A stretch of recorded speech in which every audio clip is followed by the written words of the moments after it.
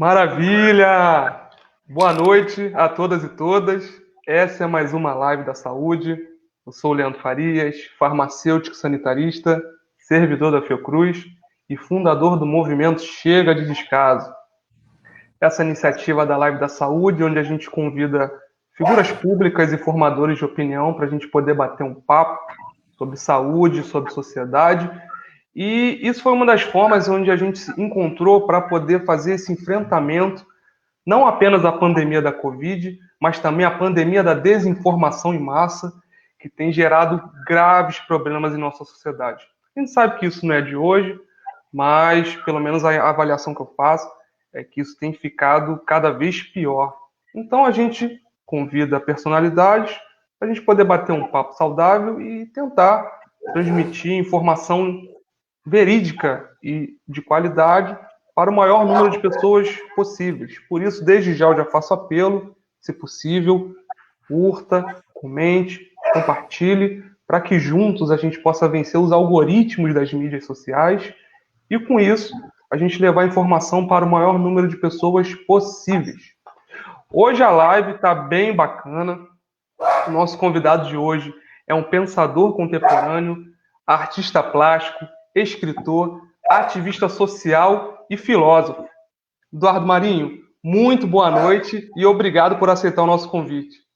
Valeu, irmão. Eu que agradeço aí o espaço para passar a ideia, né? É o trabalho que eu escolhi, né? O trabalho que eu escolhi foi esse, trabalhar com o que eu estou mundo.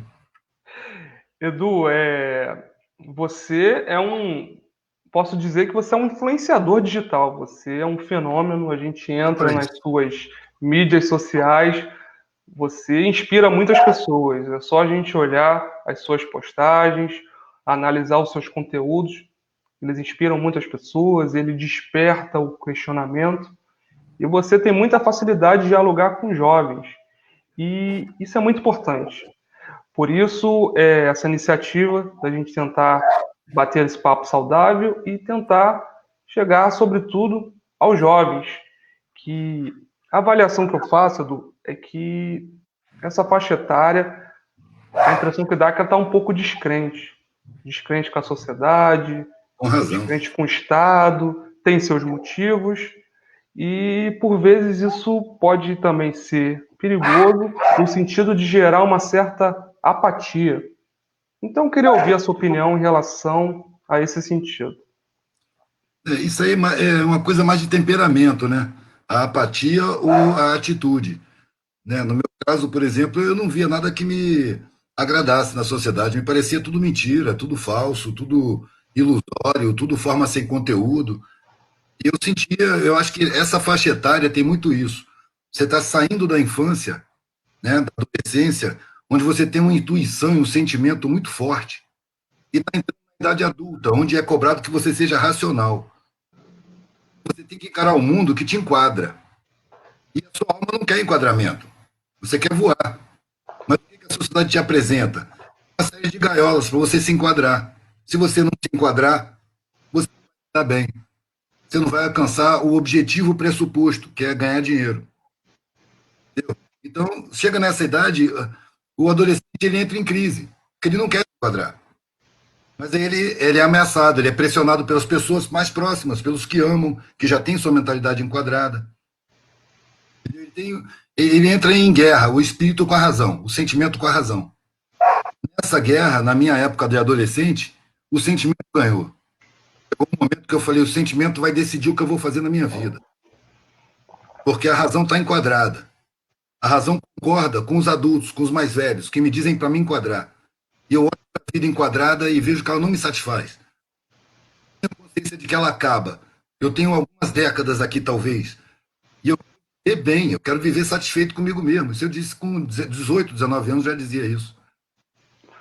E nada que a Inclusive, sociedade me oferece me satisfaz. E, além do mais, todos os privilégios que eu vejo, eles me custam insensibilidade com a miséria, com a injustiça social, com a exploração do desqualificado.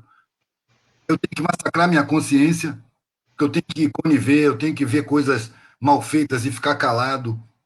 Eu sou obrigado a isso. Eu tenho que exercer a perversidade social se eu quiser ter um cargo superior de supervisão, de direção, de gerência, eu tenho que ser perverso, porque se eu for camarada, eu vou ser mal visto, vou perder o meu cargo. Então, isso cria um conflito no adolescente. O mais comum é o cara achar que ele tem alguma coisa errada, porque ele não se enquadra. Eu pensei que eu tinha alguma coisa errada por não me enquadrar. Inclusive eu cheguei a dar uma lida um pouco sobre a sua história.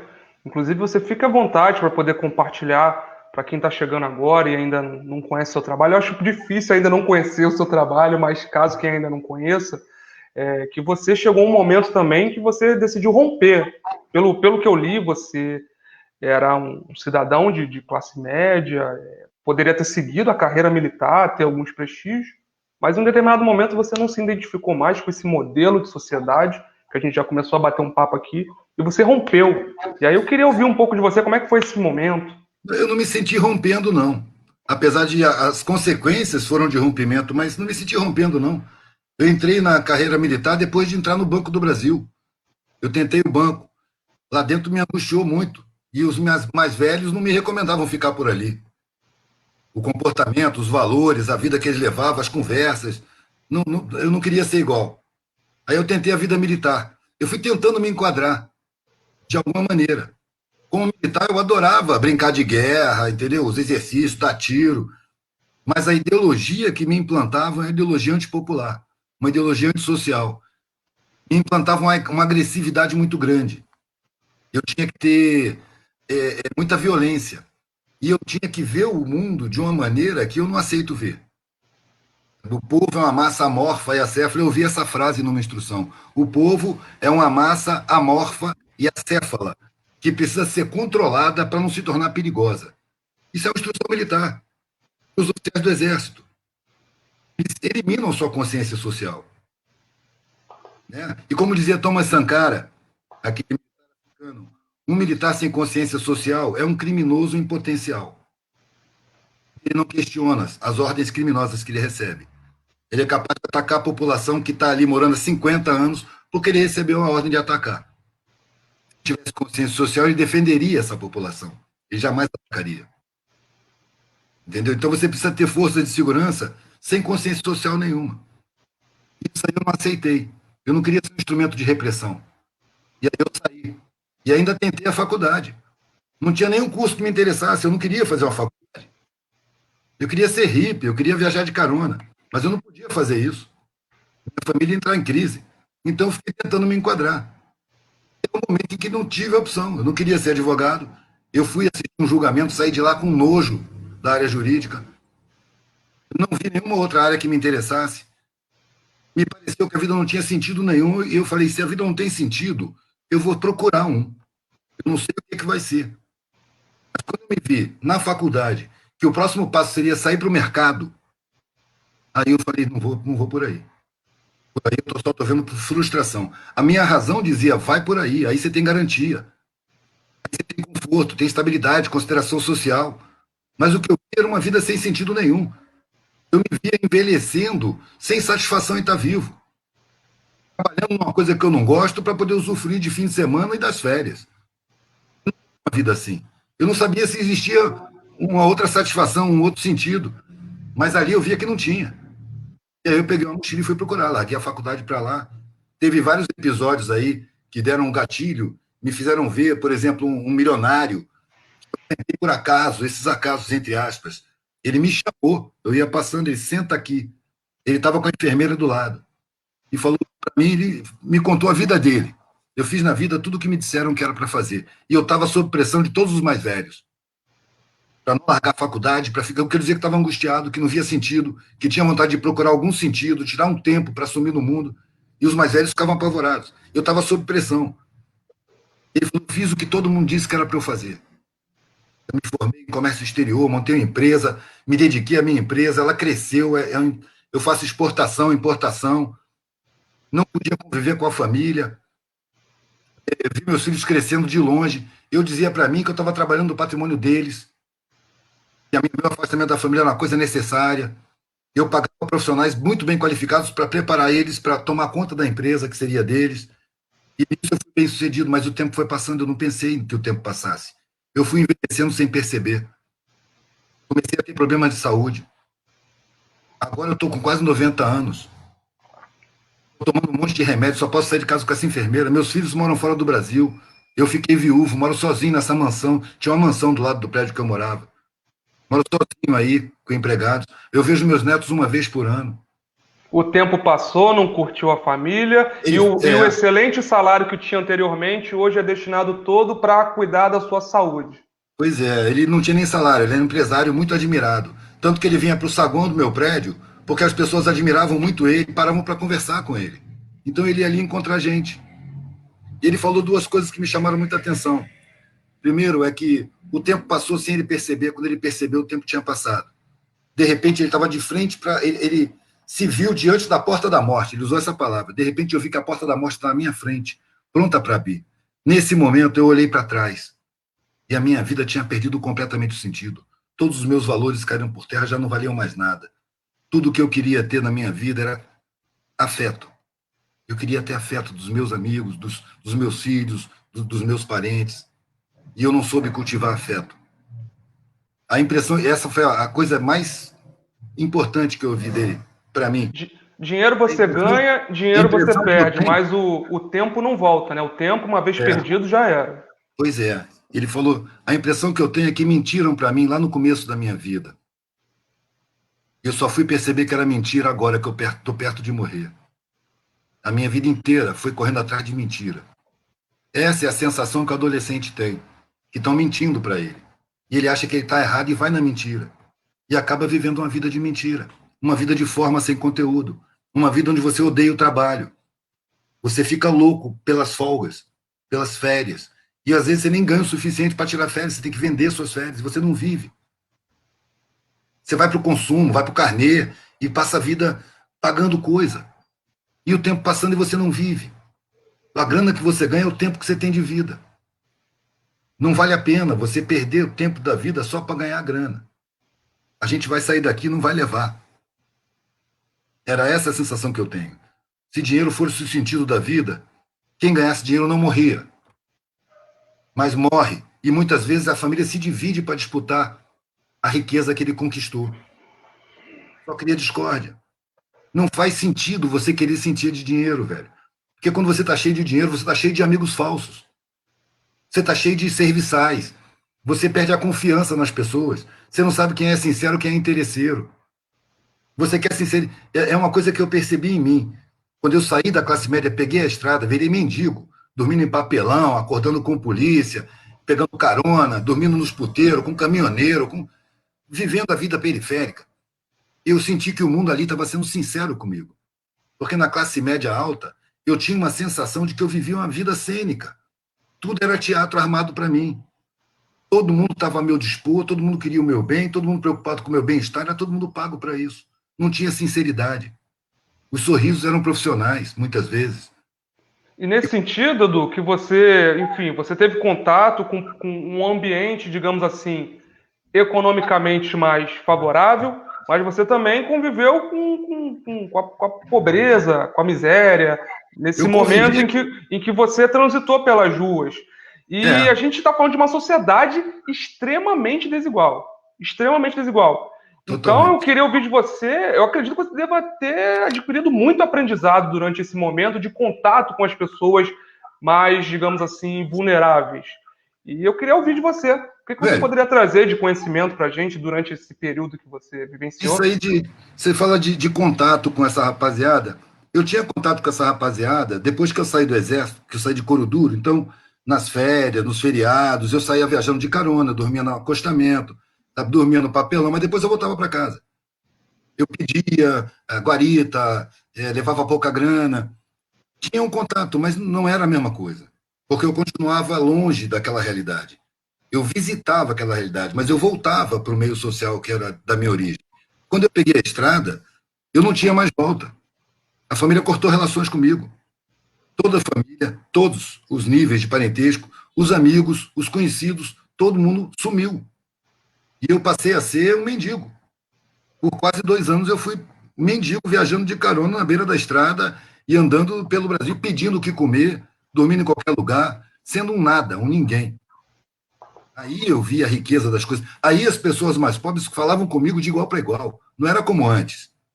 porque se sentia no meu vocabulário, na minha roupa, né, no meu procedimento, as características da classe. Os mais pobres não ficavam à vontade comigo, me tratavam com mais formalidade. Mesmo eu dormindo no papelão, no jeito de eu me comportar, do jeito de eu falar, eu dava bandeira da minha classe. Depois de ser mendigo, depois de um certo tempo, eu já tinha o mesmo linguajar, o mesmo procedimento, já era um deles. Não saí mais dessa classe. Quando eu tive filho, eu comecei a fazer brinco, pulseira e colar. Eu não concebia procurar um emprego, não concebia pagar um plano de saúde, perdia confiança nas instituições. Uma sociedade que, com todas as condições materiais, me obriga a conviver com a miséria, constitucionais que o próprio Estado comete contra a sua Constituição, né? Não servindo a população de alimento, de moradia, de atendimento médico decente, de ensino de qualidade. Ao contrário, isso tudo é sabotado, porque o Estado é dominado por interesses econômicos. Então, é o privado. Você vê um motorista de ônibus que ganha uma merreca, ele precisa pagar um plano de saúde de pobre, mano. Senão ele não tem segurança, ele tem medo da saúde pública. Não. É uma sabotagem institucional. E o que é importante também, Eduardo, que você relatou, que é óbvio que as pessoas mais pobres elas estão mais sujeitas a violações, digamos assim, de direitos. Mas mas é importante também ressaltar que até mesmo, por vezes, você pagando, você tem os seus direitos violados. Eu posso citar, por exemplo, a minha própria história, Eduardo. Aos 25 anos, eu tinha uma noiva de 23, e até então a gente fazia parte da chamada classe média. Apesar de ter nascido na Baixada Fluminense, eu sou de origem pobre, mas eu tive a oportunidade de estudar, o que a maioria, por vezes, acaba não tendo, porque, sem dúvida alguma, a educação ela é transformadora, e depois a gente volta a abordar essa questão da educação, desse projeto, enfim. E eu tive acesso a recursos, enfim. Era detentor de plano de saúde, eu e a minha noiva na época, ela veio adoecer, e a gente praticamente não utilizava o plano de saúde, porque até então, felizmente, éramos, digamos assim, saudáveis. Uma das raras vezes que precisamos utilizar o plano, infelizmente, nós fomos muito distratados. Era uma jovem de 23 anos, como eu já disse. Ela acordou um belo dia com muitas dores. Verificamos que se tratava de uma apendicite. E aí, simplesmente, ela precisava de uma cirurgia de imediato. E entrou toda aquela burocracia envolvendo plano autorizar, transferir para o hospital, ver profissional que faria o procedimento, enfim, nessa covardia, digamos assim, ela esperou mais de 28 horas para entrar em uma sala de cirurgia. E a gente sabe muito bem que apendicite identificou, tem que operar, porque senão estoura, supura, né, que é mencionado, adquire infecção generalizada e você vem a óbito por conta disso. Então, Eduardo, em 2014 foi isso. Eu me tornei, digamos, eu perdi uma querida companheira na saúde privada, pagando. E por conta disso, eu fundei essa organização, que é o Movimento Chega de Descaso, onde a gente tenta atuar na área da saúde de forma a tentar garantir direitos para a população, seja você detentor de plano de saúde, seja você usuário do SUS. Mas eu confesso para você que eu defendo o projeto SUS. O SUS ele é uma das nossas maiores políticas públicas, Eduardo. A gente está em meio a uma pandemia, com mais de 120 mil famílias que perderam um ente querido. Imagina, Eduardo, apesar de todos os problemas que a gente sabe, imagina nessa sociedade tão desigual se a gente não tivesse uma saúde pública. Como não tinha algum tempo atrás, né? Exatamente. O SUS ele é recente. O SUS ele foi, enfim, concebido e foi colocado na nossa Constituição em 88. Então ele tem pouco mais de 30 anos. Ele é recente. Só que é tanta desinformação, como você falou há pouco tempo, que é um projeto econômico de empresas com plano de saúde, mano. Plano de saúde, laboratório farmacêutico, indústria da medicina. Eu costumo chamar isso de indústria da doença. São os braços econômicos, né? Você não viu o cara do hospital de ortopedia reclamando que não está tendo acidente de trânsito, que tem que liberar, está reclamando da pandemia, que o hospital estava quase indo à falência, que tinha que liberar porque precisava ter acidente de trânsito. Cara, são aberrações sociais, velho. São aberrações sociais. E você vê isso descarado. Você vê que a sabotagem é óbvia. Não há interesse numa saúde pública competente. Não existe interesse. E é uma obrigação constitucional do Estado. Por isso que eu digo, mano, que a maior organização criminosa que existe em território nacional é o próprio Estado, dominado por organizações criminosas legais, de banqueiros internacionais, laboratórios internacionais, indústria da medicina. Essa coisa do domínio empresarial sobre nós estamos numa sociedade empresarista e trabalhando, pelo menos eu me pretendo trabalhando por uma sociedade humanista, que tem o ser humano no seu centro de importância e não o lucro. Duas coisas, no mínimo, não podiam nunca, nunca, em sã consciência, almejar o lucro. É a saúde e o ensino. Porque a saúde é um objetivo em si, não pode ter lucro. E o ensino tem que ter prioridade não no lucro, mas na qualidade da formação das pessoas que vão compor uma sociedade. O objetivo da humanidade, não declarado, é a harmonia social. Esse é o nosso objetivo não declarado, é espiritual. Mas os interesses empresariais colocam todas as barreiras para impedir. A esses interesses uma sociedade desumana, escravizadora. E para formar a fachada de democracia precisa de muita hipocrisia. Não houve democracia nunca. Eu fico triste de ver gente instruída falando em redemocratização. O que houve depois do golpe de 64 foi a amarração de todas as áreas sociais. Houve uma amarração pelos interesses empresariais. E quando estava tudo bem amarradinho, o povo estava completamente ignorantizado, as comunicações completamente dominadas, o povo fácil de dominar, todas as organizações sociais destruídas. Aí remonta a fachada de democracia e diz que voltou a democracia. Não voltou a democracia. Voltaram as instituições, voltou a fachada democrática. Uma democracia, velho, é impossível se você não tem um povo bem alimentado, bem instruído, bem informado, minimamente consciente da estrutura social, como funciona, consciente do seu valor e dos mecanismos legais que ele dispõe para controlar os seus representantes, o poder dito político. Esse poder político hoje é uma farsa, é um teatro de marionetes. Os poderes nos bastidores são os poderes econômico-financeiros, é a indústria de armamento, laboratório, é petroleira, é mineradora, fora os bancos nacionais. Inclusive, Edu, eu acredito que todo país que queira crescer como nação e servir aos seus cidadãos tem de investir em educação. É óbvio que tem saúde, tem diversas questões prioritárias, mas, sobretudo, educação, para justamente o povo ter consciência daquilo que é direito dele ou não e exercer a chamada democracia. E você Tudo acredita por poder real. que é um projeto de É uma negar o estratégia. acesso à educação à sociedade? Eu acho que projeto se fosse para o futuro, mano. É uma estratégia vigente, desde sempre. Observe todos os governantes que investiram em educação. Getúlio Vargas. Foi com ele que saiu a lei que obrigava todos os brasileiros de 7 a 14 anos a estarem na escola. Ele teve que se matar. A pressão foi em cima dele. Não só por isso, mas por outros motivos também nacionalistas que viam em benefício do povo. Né? João Goulart. João Goulart investiu no ensino público. Os professores tinham um plano de carreira. Ele fez o Programa Nacional de Alfabetização, que o objetivo desse programa era exterminar o analfabetismo em território nacional. Chamou para encabeçar Paulo. E milhares de professores se inscreveram, os vocacionados, né? Esses que sofrem na saúde pública por não encontrarem condições de educar.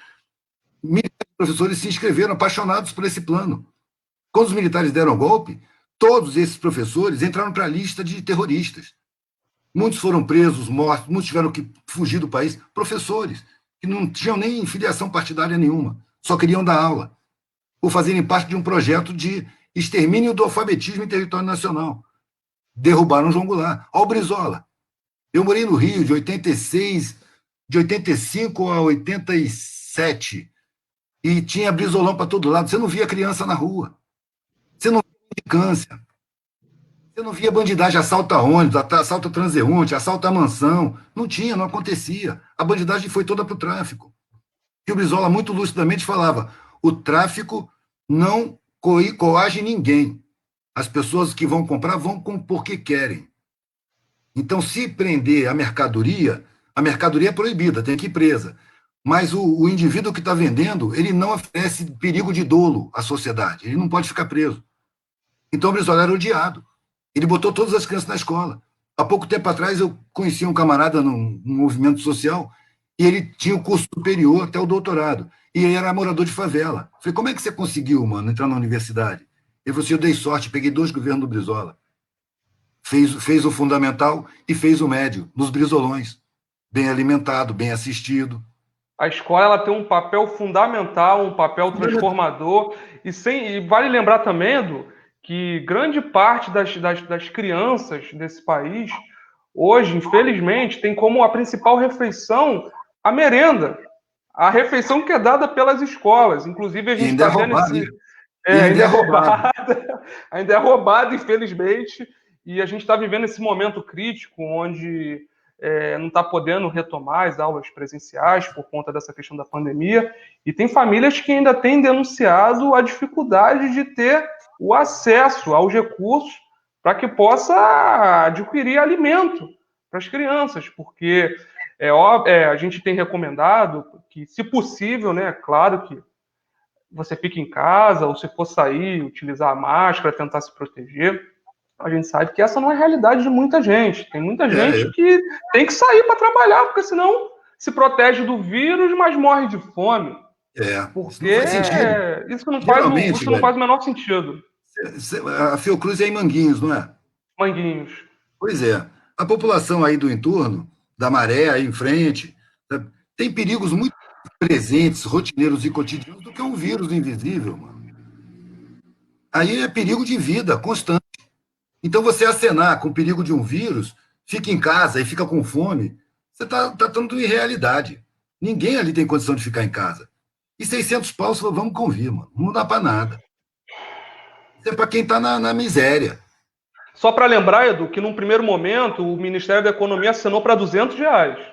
É. Seria R$ 200. Isso aí Depois é de a ordem muita dos luta foi para banqueiros. 600. Eles são servidores dos banqueiros internacionais. A ordem é botar torniquete nos custos. Eles não percebem que o Estado tem a obrigação de investir no povo. Isso não pode ser chamado de custo. Isso é investimento. Quando você usa a palavra custo, você arma a sua psicologia para aceitar corte. Custo é um negócio para ser cortado. Isso não é custo, isso é investimento. Tem que ser tratado como investimento.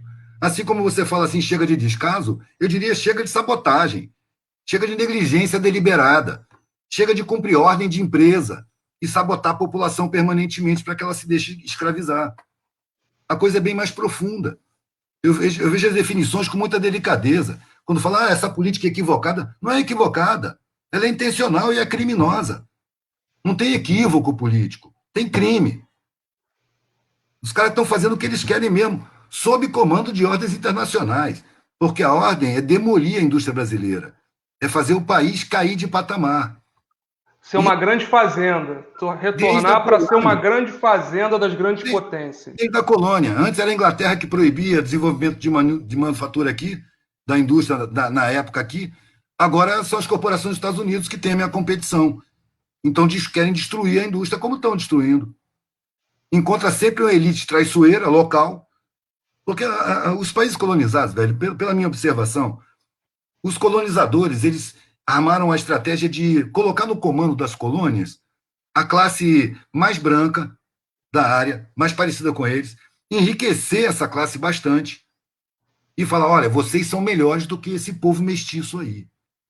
Então cria na psicologia das elites a idolatria pelo colonizador e o desprezo pelo seu próprio povo. Então Se nós temos, tornam os gerentes da fazenda. exato, os capatazes. Né? O capataz anterior era um capataz que já foi escravo, entendeu? O Lula. Era um capataz, então ele tinha uma certa solidariedade, ele sabia muito bem quem era o dono da fazenda. Tanto que os bancos lucraram como nunca. Belo Monte foi construído a qualquer custo. Durante as obras da Copa das Olimpíadas, 250 mil famílias foram expulsas das suas casas para beneficiar as empresas da Copa e das Olimpíadas. Sabe, o governo ele servia aos poderes verdadeiros, mas facilitava a vida dos escravos. Botava uma comidinha a mais, uma serragem onde tinha umidade, deixava sair alguns para ir para a aula, entrar na universidade, sabe? Alguns, não um programa de resgate, um programa de Estado, de resgate dos crimes que o Estado cometeu contra a sua população desde sempre. Mas uma aberturinha, para não ofender os patrões. Mas nem isso foi aceito. E por isso ele foi derrubado. Por isso criou-se, pela mídia, pelas redes sociais, um ódio ao PT, como se o PT fosse o criador da corrupção desde Portugal. Vale lembrar, Edu, que recentemente a gente teve aqui no Rio de Janeiro um governador eleito com o discurso da moralidade, o discurso da justiça, e São ele todos. recentemente foi afastado por desvios justamente na saúde, em plena pandemia, Eduardo. Não, mas não foi Isso é por isso que ele foi inaceitável. afastado, não. Foi por causa de rusga política lá com o presidente. Foi por isso que ele foi afastado. Senão, passava batida essa corrupção aí. Porque isso é padrão de comportamento do Estado. Qualquer obra pública pode ser tampar buraco na sua rua.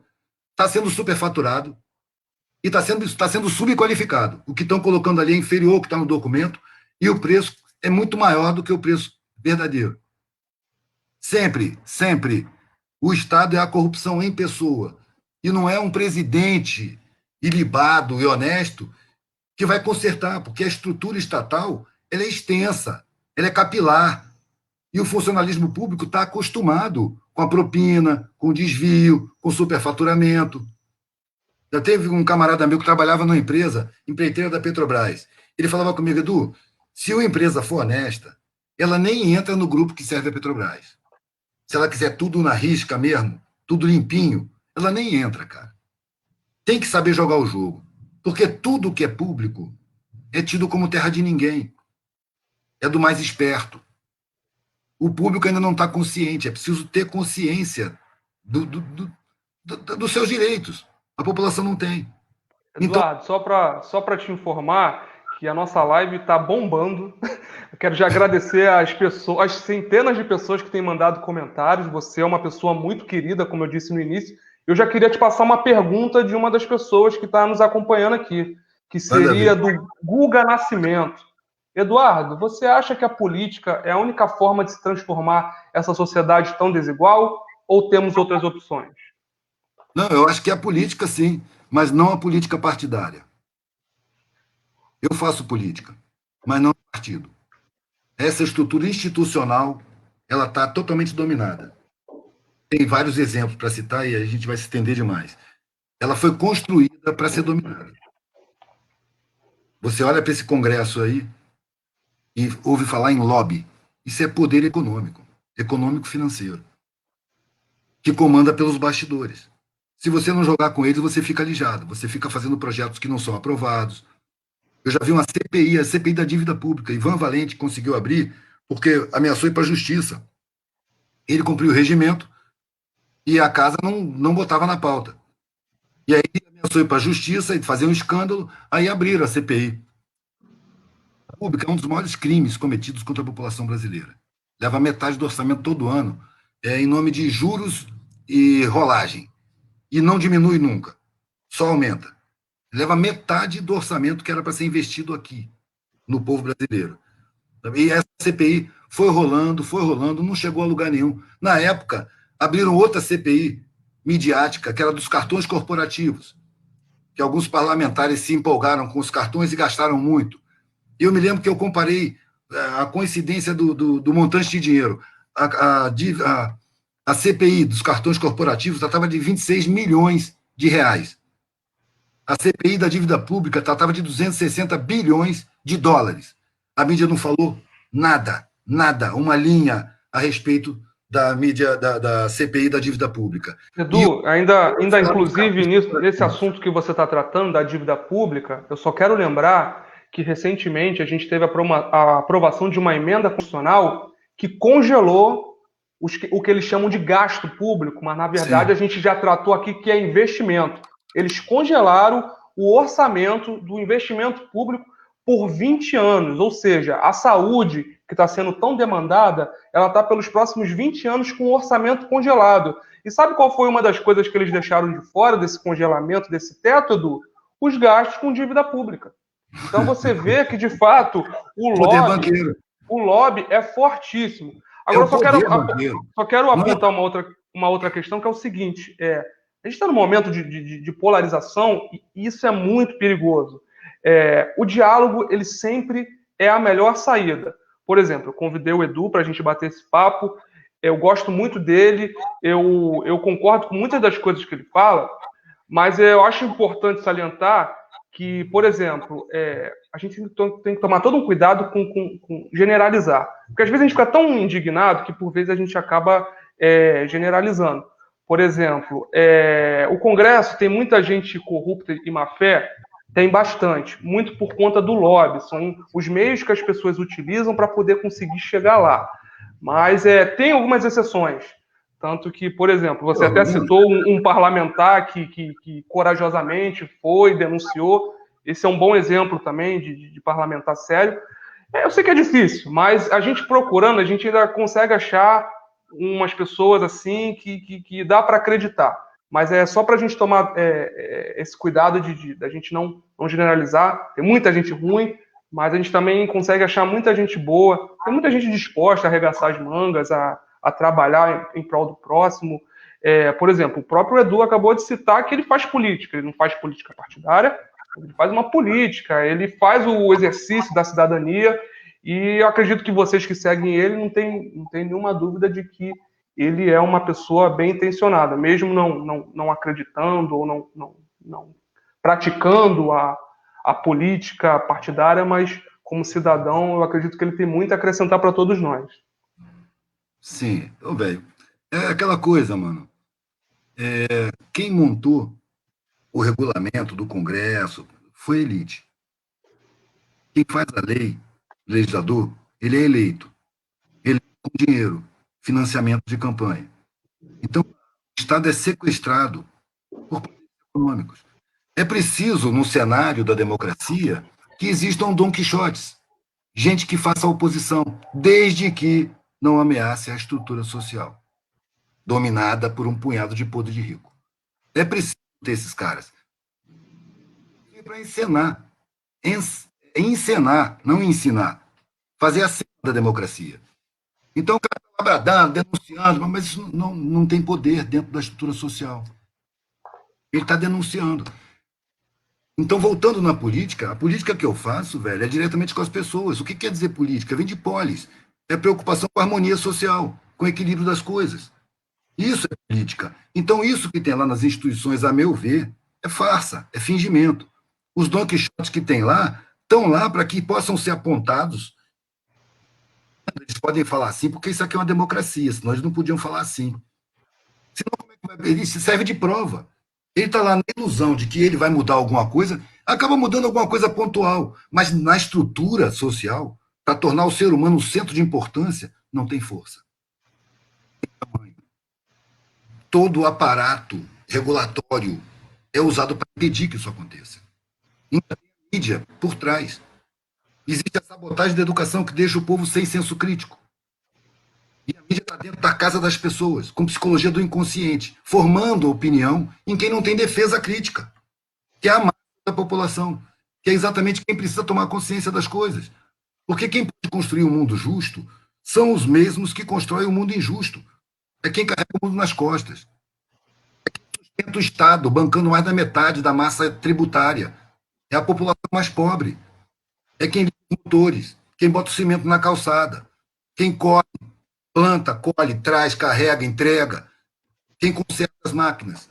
Não à toa, Edu, foram os mais vitimados pela Covid. São os trabalhadores essenciais, os motoristas, os zeladores, foram os que foram mais vitimados, os essenciais, e que por vezes moram em regiões que sequer conseguem ter um acesso decente à saúde, né?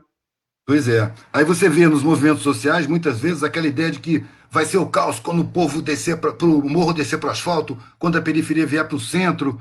Eu falo, pô, todo dia não acontece isso.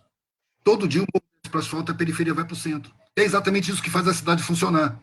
O caos vai ser quando o morro não descer para o asfalto, a periferia não for para o centro. Cuidar da própria vida, vira as costas. Vamos fazer uma horta. Cadê aquela velhinha que entende de erva medicinal? Vamos se virar sem esses caras. Não tem direito, acabaram com o direito trabalhista. Para que eu vou ter emprego? Para que eu vou querer um patrão nas minhas costas? Sugando meu sangue e achando que está me fazendo um favor, me ameaçando, me cobrando, me esculachando, se sentindo superior e dependendo de mim. É essa consciência que falta. Os que constroem, os que têm a força, os que superam dificuldades. O que eu percebo é que a esquerda acadêmica acha que pode comandar a massa, organizar os trabalhadores. E não entende nada, nem de massa, nem de trabalhadores. Não sabe falar a língua, nunca morou junto. Não conhece os valores, não tem convivência, não tem intimidade, não sabe o que é. está convencido pela sociedade de que tem uma superioridade porque cursou um curso chamado superior. Sem perceber que esse curso superior foi numa instituição que é pobre que faz funcionar, é pobre que constrói. Não é o engenheiro que botou um tijolo em cima do outro, não, vai ajudante de pedreiro, que tem direito constitucional a entrar na universidade e é negado, ele só vai lá para construir, depois é posto para fora. Uma injustiça flagrante. Então, o acadêmico ele tinha que ter a humildade de se sentir um servidor. Leva o conhecimento para quem tem a sabedoria, porque quem tem sabedoria é quem vence dificuldade. E chega lá e oferece, mano. Não chega de cima para baixo para ensinar, não. Está condicionado pela sociedade a se sentir superior. Então, quer fazer revolução na sociedade? Faz a revolução interna primeiro. Baixa seus valores falsos. Porque o forte é aquele que supera a dificuldade que você não supera. Um dos lugares que eu morei, quando eu tive uma filha, eu tive que alugar casa, né? Eu fiquei sem casa há alguns anos. Dormindo em papelão, casa abandonada, marquise. Mas quando eu tive filha, a primeira casa que eu aluguei, ela era no Morro da Pirâmide, na ilha de Taparica, na Bahia. Não tinha energia elétrica nem água. A gente descia para pegar água no poço. Tinha 3 poços em volta do morro. Né? Cada região descia para um poço. E eu descia com a balança, é um pau com 2 latas. E todo mundo descia. E nesse exercício, eu ficava reparando como essas pessoas são fortes, cara. Como encaram dificuldades. Trocando ideia com o vizinho, sabendo de acontecimentos. Cacete, na classe onde eu nasci, se as pessoas encarassem esses problemas, se matariam. De repente, eu me vi no meio das pessoas mais fortes que eu já tinha visto na sociedade. Fortes pessoalmente, humanamente, espiritualmente. Só que elas se sentiam mais fracas. Elas eram convencidas de uma inferioridade social. Ali estavam os mais fortes. Ali está a sabedoria da vida. Ali naqueles antigos que são sobreviventes, porque o velho, na pobreza, ele é um sobrevivente. A maioria morre no caminho. Né? Você encontra... O cara tem uma sabedoria que ele sabe como dividir. Sabe, uma mãe preta daquela que tem neto, bisneto, que não enche o prato dela, todo mundo colocou no seu prato. Isso tinha que cuidar das finanças do Brasil, de um país. A prioridade de qualquer nação tinha que ser, primeiro, a miséria, mano. E na constância, a primeira prioridade, infância. A formação das crianças. Alimentar, social, cidadã, escolar, com professores vocacionados, incentivados. Edu, você em determinado momento, esse papo tá riquíssimo, eu tô muito contente com esse papo. É uma pena que a gente acaba tendo que seguir um teto de 1 hora, mas por mim eu farei outras lives com você, já deixo até o convite feito. Se deixar, meu irmão, eu falo pra caramba. Não, sem problemas, fique à vontade. Você trouxe em um determinado momento a questão da academia. E, rapaz, eu assino embaixo. Eu assino embaixo. Em relação à academia, eu também queria acrescentar a questão da imprensa. E por que eu quero falar isso? Porque a gente está em meio a uma pandemia, com mais de 120 mil famílias que perderam um ente querido, e já deixo aqui a minha solidariedade. Mas é impressionante, Edu, porque, por exemplo, a gente olha aqui o final de semana no Rio de Janeiro, ruas lotadas, praias lotadas. E a gente tem percebido uma certa dificuldade da ciência, da academia, conseguir convencer as pessoas da gravidade da situação. A gente sabe que também tem um bando de fake news que atrapalham bastante. E a gente tem a grande imprensa, Edu, que por conta de anos de desinformação, a população está chegando num ponto de não acreditar mais. Edu, como é que a gente consegue? Como é que a gente consegue vencer isso? A gente consegue mostrar para a população que, de fato, ciência é importante e de que essa pandemia que a gente está vivenciando, ela, de fato, é algo bem grave e é uma das maiores crises sanitárias já vivenciadas por nós. Então, como é que a gente consegue dialogar com a sociedade? Como é que a gente consegue fazer essa informação chegar a ponto de convencer a população? Eu não vou saber te dizer, não. Eu acho que, primeiro, necessário falar a língua da população. Né? Agora, levar em conta também que a sabotagem da educação criou um campo de ignorância muito vasto e propício ao charlatanismo, ao engodo, à mentira. A gente tem exemplos aí das autoridades momentâneas que levam o povo mesmo a desrespeitar, a não entender, a não perceber a gravidade da situação. Não está assim tão grave. Não está assim tão grave. Eu soube de uma pessoa que morreu em tal lugar longe pra caramba. Não é, o que são 120 mil pessoas num contexto de 220 milhões? Né? Não está uma coisa visível, os caixões na rua. que nem teve no Equador, em Guayaquil. Não está assim. E você tem um aparato de desinformação muito forte, que pertence aos interesses econômicos. A mídia é empresarial. Ela tem a mentalidade da empresa. Ela tem como objetivo o lucro, não a verdade.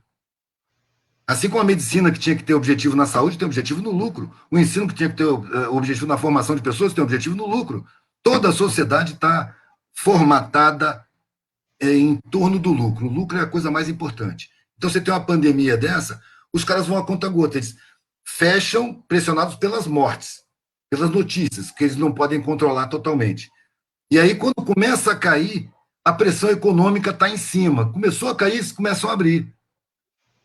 Começa a abrir pela pressão econômica, que está em cima dos governantes. Os governantes são subalternos, não a população, mas ao poder econômico, que quer as coisas abertas. Que agora que a classe média já está mais segura, a classe alta e a elite já está bem mais segura, e só pobre está morrendo, eles querem que pobre morra mesmo. Mano. É controle de população. A tecnologia está tirando posto de trabalho. Entendeu? Eles não estão nem aí para a maioria mais pobre. É preciso que a maioria mais pobre esteja aí para si mesma.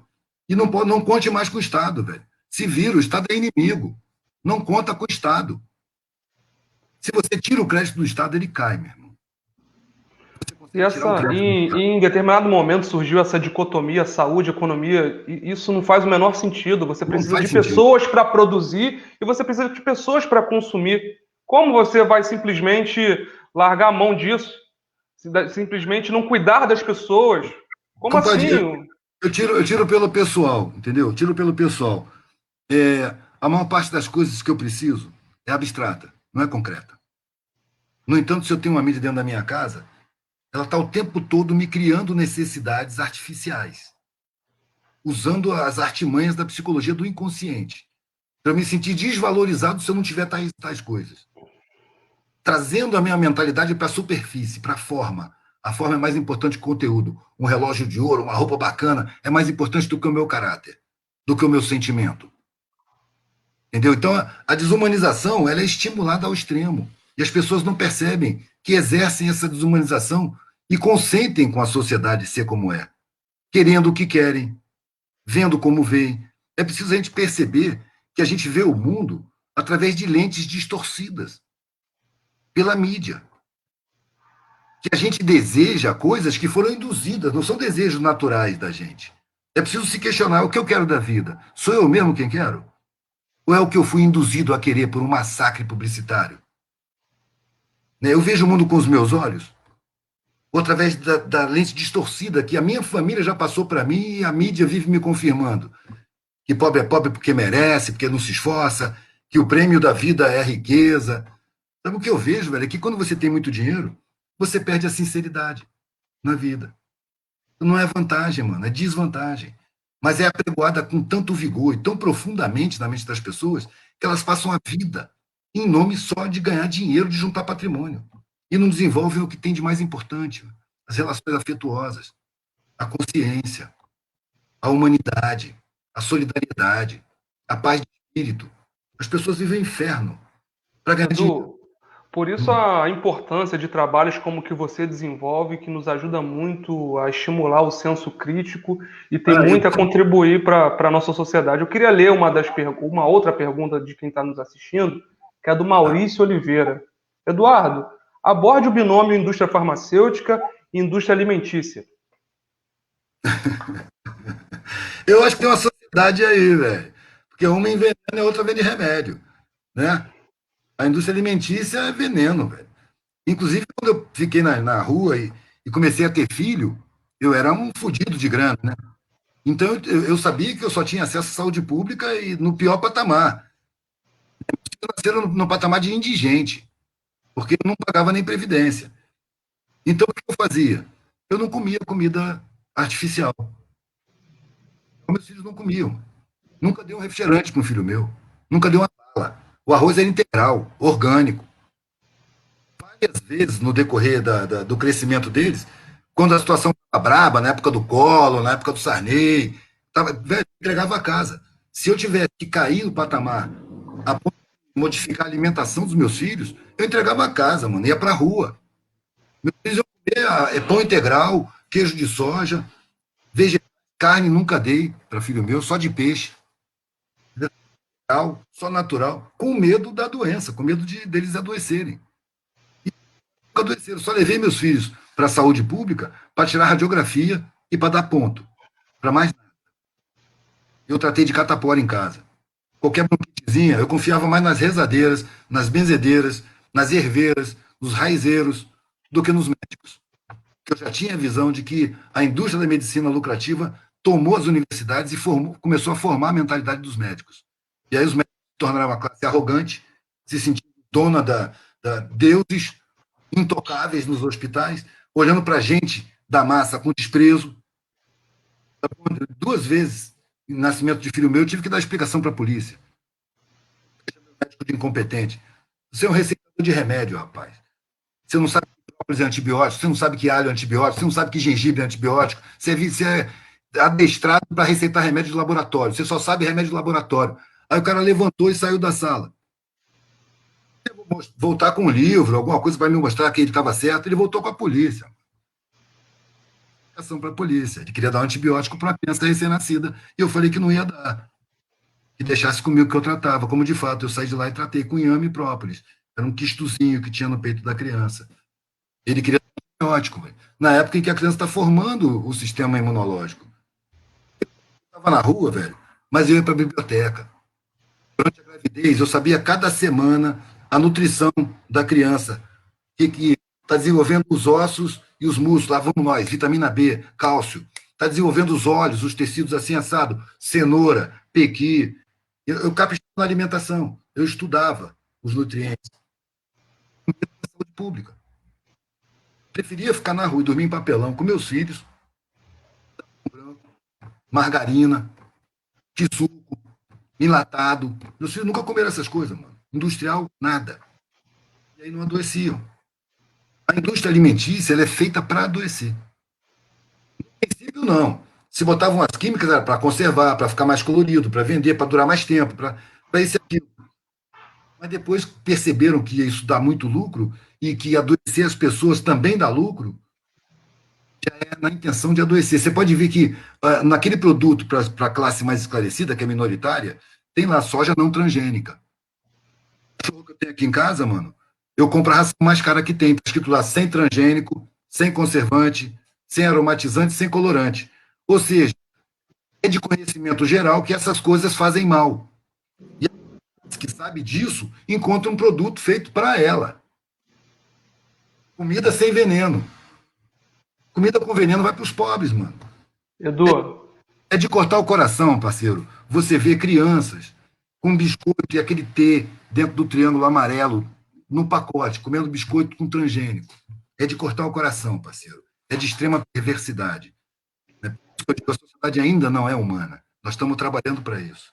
Edu, eu acredito que a principal arma do cidadão é o conhecimento. Mas para isso, é preciso ter acesso à educação de qualidade. Porque uma vez adquirindo conhecimento, ninguém te para. Ninguém te para. Velho, a arma melhor que o ser humano pode ter é a autoestima. Você com autoestima, você vai atrás do conhecimento. Você não se sente incapaz. Entendeu? Não adianta você chegar com conhecimento para pessoas que foram induzidas a acreditar que não são capazes. Elas precisam antes se tocarem de que são capazes sim. Muito mais capazes do que pensam. E muito mais capazes do que temem os dominantes. Porque o medo dos dominantes é o saber chegar na sabedoria. É o conhecimento chegar na população. Porque a população é mais forte do que a classe média, é mais forte que a classe alta. Não por uma superioridade espiritual, não. Mas pela vida cotidiana, cheia de dificuldades. Quando você trata com muita dificuldade, você aprende a superar a dificuldade. Ou você sucumbe. Se você tem que sobreviver, mano, você vai tratar com os problemas, você vai perder aqui, levantar ali, você cai, levanta outra vez, se machuca, se cura e parte para cima. Quem vive com facilidade, mano, na hora que encontra dificuldade, encontra um obstáculo, não passa, não está acostumado. Tem sempre um pobre para fazer. Aí acabou o dinheiro. O cara não sabe fritar um ovo, mano, se mata. Mata a família com medo da pobreza. Então a parte forte da população é a de baixo. Ela precisa ser servida dos seus direitos. Não é conduzida, não. Isso é uma falta de respeito. Também não é convencida, não. O ato de convencer, para mim, é violento. Eu não tento convencer ninguém. O máximo que eu faço é expor a minha ideia. Eu não parto do princípio de que o cara está errado, não. Eu posso estar errado, mas eu vou ter o cara. E vou falar, meu irmão, se o meu pensamento estiver errado, me mostra o meu erro, que eu mudo de ideia na mesma hora. Eu não vou dizer que você está errado. Eu só penso diferente de você. É a melhor maneira de conversar, velho. Eu já convenci maçom da necessidade de investimento na educação básica, nas favelas. Por quê? Porque eu não falo o jargão da esquerda. Eu não entro em atrito. Nós estamos na sociedade do confronto, da disputa. Tem que vencer na vida. Tudo é conflito. Tudo é disputa. Como é que você quer mudar uma sociedade dessa? Disputando, mano. É o que você vê a esquerda fazer. Confronto, disputa, enfrentamento, exigência. Não é por aí, mano. Você está exercendo programações sociais. Você não pode mudar uma sociedade exercendo as programações dela. Sempre que me dizem assim, eu admiro muito a sua luta, eu digo, não tenho luta, eu tenho lida, serviço. Não estou lutando. Eu não sou um combatente. Não estou em guerra. Eu não estou contra essa sociedade. Eu estou a favor da lapidação dela, da melhoria dela, da evolução dela, do polimento, da transformação dessa sociedade em realmente humana. Ela vem no caminho da humanização, aos trancos e barrancos, mas vem. Sem dúvida, Entendeu? Eduardo. É da linha nessa pipa, entendeu? Sim, Nessa caminhada. Nós não estamos indo para a guerra. Nós estamos num trabalho evolutivo. Por isso que eu digo, eu não quero entrar em confronto com a sociedade. Eu quero criar outra forma de viver. Eu não tinha intenção de esclarecer ninguém, parceiro. Quando eu peguei a estrada, quando eu comecei a ter filho, que eu comecei a ter necessidade de botar meu pensamento no meu trabalho, eu quero falar o que eu estou vendo. A sociedade é toda falcatrua. Ela é toda mentirosa. Eu quero botar isso no meu trabalho. Eu queria desengasgar. Eu não tinha a pretensão arrogante que os universitários tinham, que eu tinha visto, de conduzir as pessoas, conscientizar as pessoas, esclarecer as pessoas. Então, eu já me sinto esclarecido o suficiente. Eu já estou com a minha consciência no mais alto grau para estar no direito de conscientizar os outros. A consciência que eu tenho que trabalhar é minha. E trabalhando a minha consciência, ela se reflete na minha conduta, no meu trabalho, na minha maneira de ser. E isso vai influenciar a coletividade. Não a minha pretensão arrogante de conscientizar as pessoas. Eu tenho que tomar consciência eu. Eu tenho que desenvolver a minha consciência. Perceber que nem o meu querer era meu, era programado. Perceber que o que eu pensava tinha sido programado para eu pensar. A superioridade da academia é uma programação social para afastar o conhecimento da maioria. importante reflexão, Edu. E apesar de tantas notícias ruins, tantos acontecimentos desagradáveis, muitas mortes, apesar de tudo, eu estou confiante, eu tenho esperança. Eu tenho esperança, sobretudo porque eu tenho me deparado com pessoas que têm desenvolvido bons trabalhos, trabalhos que geram esperança. E eu posso citar você mesmo. Você, como você disse, você não quer, você não, você passa simplicidade, humildade. Você não quer impor nada. Você compartilha suas ideias, as pessoas fiquem à vontade para assimilar ou não.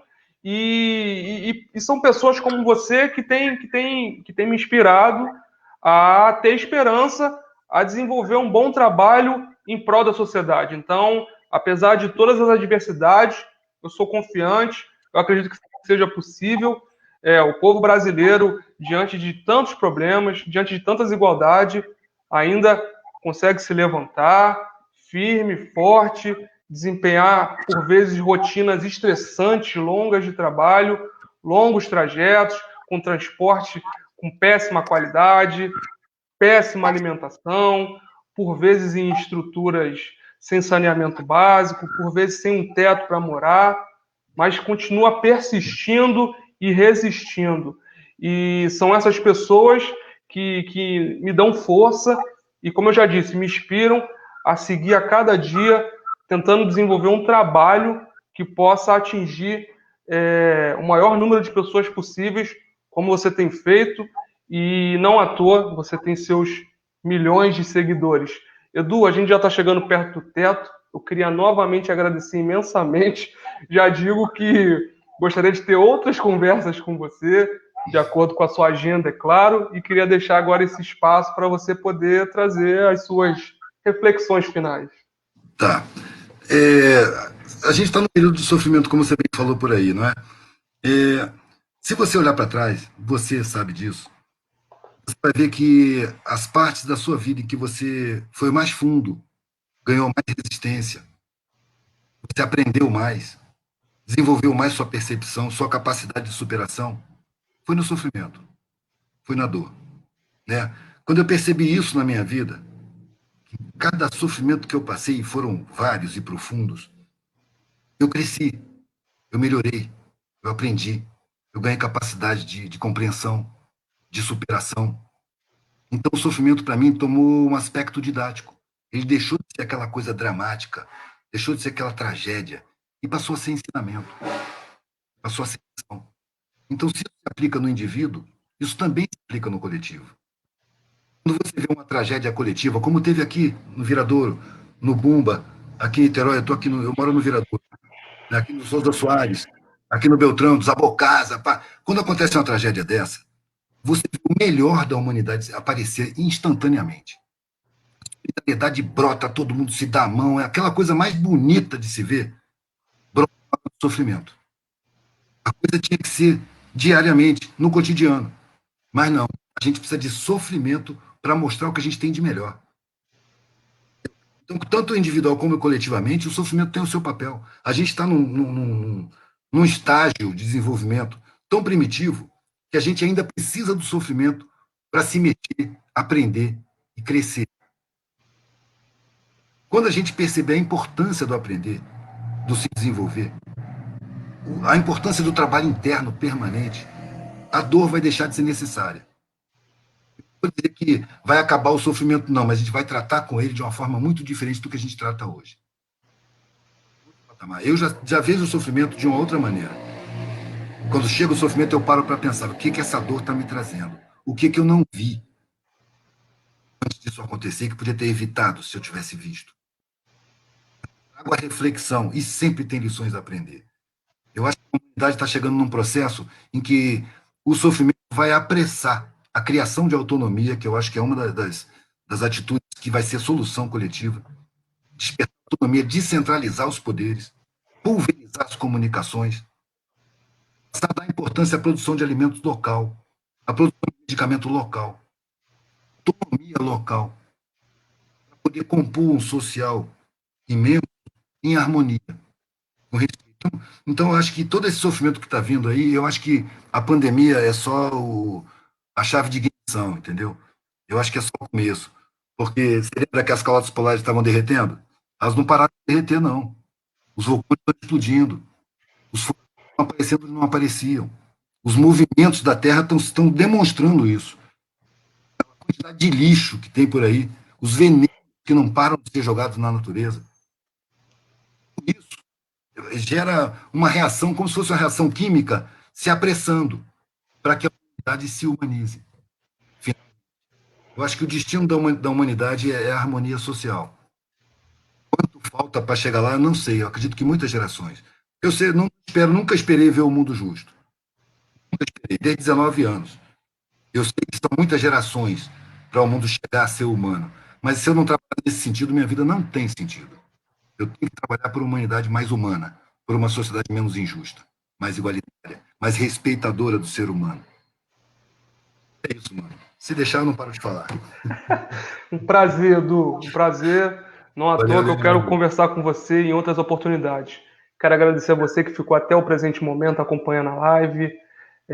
Para quem entrou no meio dela, essa live ela vai ficar salva nas nossas mídias sociais. Se gostou, deixe um comentário, curta, se possível, compartilhe. E agradecer a todos que enviaram perguntas, comentários. Me desculpo se não deu tempo de ler todas, mas conforme os dias vão se passando, a gente vai fazendo um esforço de tentar ir respondendo comentário por comentário. E essa foi mais uma live da saúde. Mais uma vez, muito obrigado, Edu, e muito obrigado por todos que ficaram assistindo. Até a próxima. Valeu. Até a próxima, moçada. Obrigado, hein?